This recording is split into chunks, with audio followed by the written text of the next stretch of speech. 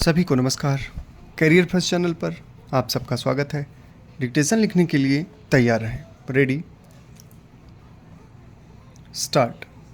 मान्यवर उपसभापति महोदय, यह झंडा जिसे मैं आज पेश कर रहा हूँ किसी प्रस्ताव से नहीं, किंतु लोकमत, परंपरागत व्यवहार, त्याग और बलिदान से स्वीकार किया गया था।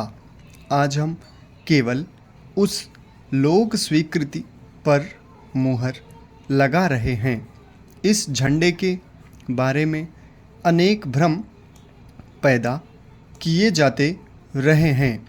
कोई इसे सांप्रदायिक दृष्टि से देखते हैं और कहते हैं कि यह रंग इस संप्रदाय का है और वह उसका, लेकिन मैं कह सकता हूँ कि जिस समय हमने इस झंडे को बनाया था तो उसके पीछे कोई सांप्रदायिक भावना नहीं थी।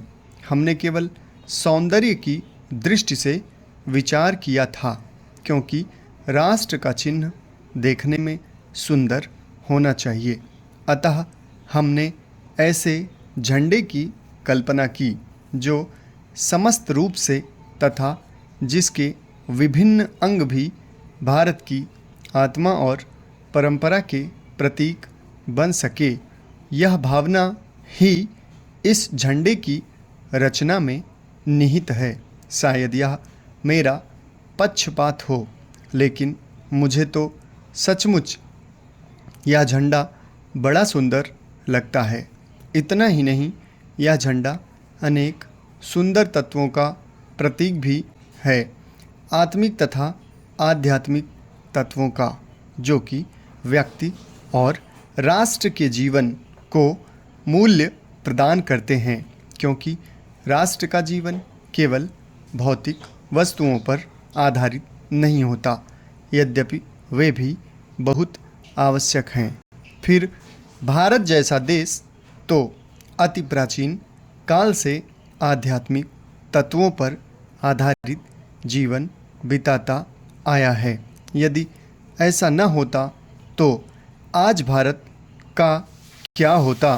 भारत को अनेकों कष्ट और विपत्तियां सहनी पड़ी हैं, किंतु उसने सदा अपना सिर ऊंचा रखा है तथा अपने विचार और आदर्श भी ऊंचे रखे हैं। हमारी विदेश नीति ने संसद में हम सिर ऊंचा उठा दिया है। हमने पंचशील के सिद्धांतों को संसार के सामने रखा है। यदि हम उसके आधारभूत सिद्धांत पर दृष्टि डालें तो हमको पता चलेगा कि हमने संसार में जो बड़ा काम किया है वह यह है कि हमने तनाव को कम करने का प्रयत्न किया है। जिस समय हमने नई नई स्वतंत्रता प्राप्त की थी तो हमारे सामने बहुत से प्रश्न थे, जो कि एटम बम और परमाणु बम लिए हुए हमको चुनौती दे रहे थे।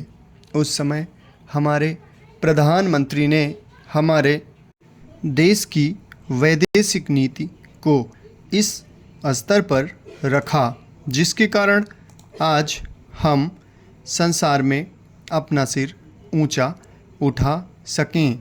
हमने पंचशील के सिद्धांत को सर्वोपरि रखा। उसका सबसे बड़ा लाभ यह हुआ कि एक सम्मेलन हुआ, जिसकी ओर मैं आपका ध्यान दिलाना चाहता हूँ। इस सम्मेलन में बड़े उत्साह के साथ संसार के 21 राष्ट्रों ने, जो एशिया और अफ्रीका से संबंध रखते थे, संसार में जो विभिन्न सामाजिक और आर्थिक मित्र हैं, वे साथ साथ चल सकें। यह घोषणा की कि संसार में तनाव कम करना चाहते हैं।